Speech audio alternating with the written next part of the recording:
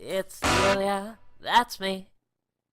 Hey Delia Boppers, what's up? I'm coming to you today from outside of Flat Black Art Supplies on Highway 111 in Palm Desert to talk about an important issue that affects a lot of neurodivergent people, a lot of artists, and a lot of trans people. That issue is self-harm. Now, I'll be the first to admit that I'm a person who has self-harmed in the past. It's common for a lot of people with mental illnesses, a lot of people who are bullied, and trans people and neurodivergent people and artists a lot of times kind of fall into that category. Obviously, self-harming is a really, really bad way to try and cope with anything, so don't do it. It doesn't help anything to injure yourself. It's not going to make you feel better. And obviously, for the people you love, it can cause a lot of pain, and a lot of times people don't necessarily know how to deal with that. Obviously, for some people, medications can help, for some people, therapy can help, and other people need a combination of those things. A lot of it comes down to why a person self-harms and kind of removing the reason for the self-harm so that the person can heal and recover and stop. Building healthier coping mechanisms is very important.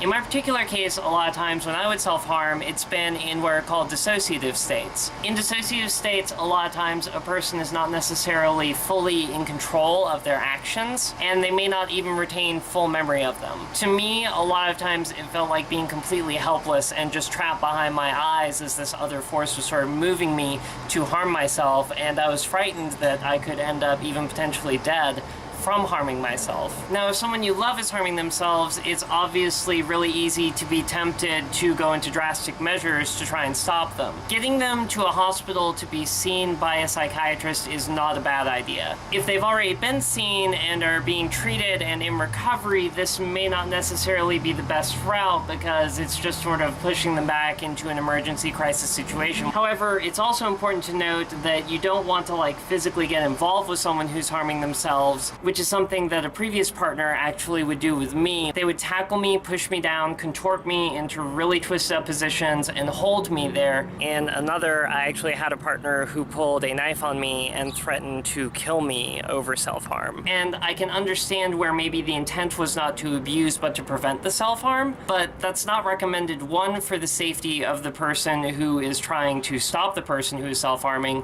and two, because of the fact that once you're reaching that point, that really does become physical abuse against the person who is self-harming. What's recommended instead, especially in people who self-harm in dissociative states, which is really frequent because let's face it, no one really wants to do those things to themselves, is to get them out of the dissociative state and return them to a healthy place in their minds. The best ways that psychologists have recommended, which have worked for me, are things like snapping a rubber band against my skin, which causes that little bit of pain just to snap you out of it, but isn't actually harming yourself. If a person is having a difficult time taking action like that to snap themselves out, you can try splashing cold water in their face suddenly. Sometimes it's recommended to put an ice cube in a person's hand and close their hands around it and force them to sort of hold it until the pain forces them to sort of release the emotions in crying or something and let go. But the most important part is to sort of get the person out of the dissociative state and get the emotional release out that the person needs. Because a lot of times self-harm is caused out of just not being able to release an emotion that just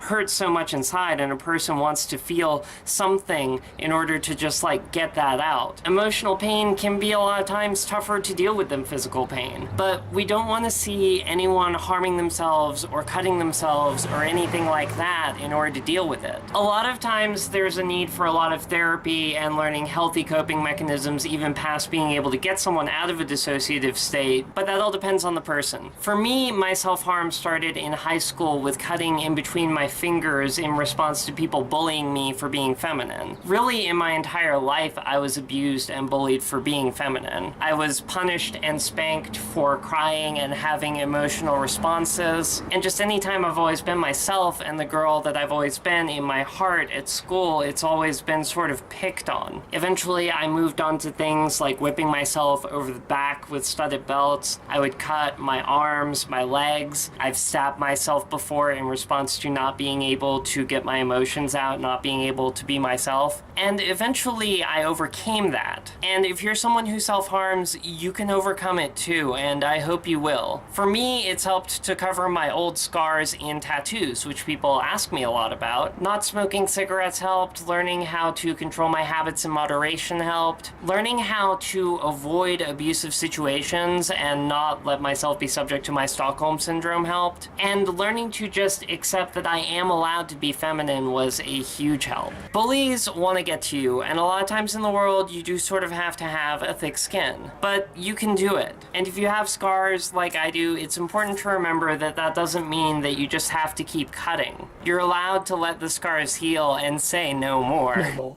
And you can cover them in tattoos, or you can leave them. To me, scars can be very beautiful, because to me, every single one of my scars means something tried to kill me, but I was stronger. And I became stronger than cutting. And so can you. You are beautiful, the world needs you, and cannot afford to lose you. As always, thank you so very much for watching, and until next time, be your most beautiful you.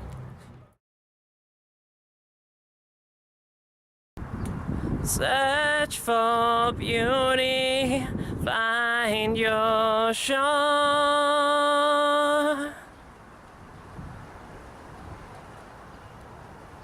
Try to save them all, plead no more.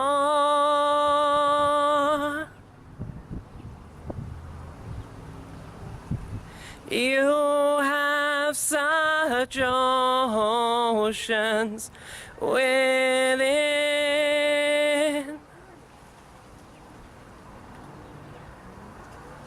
In the end, I will always love you.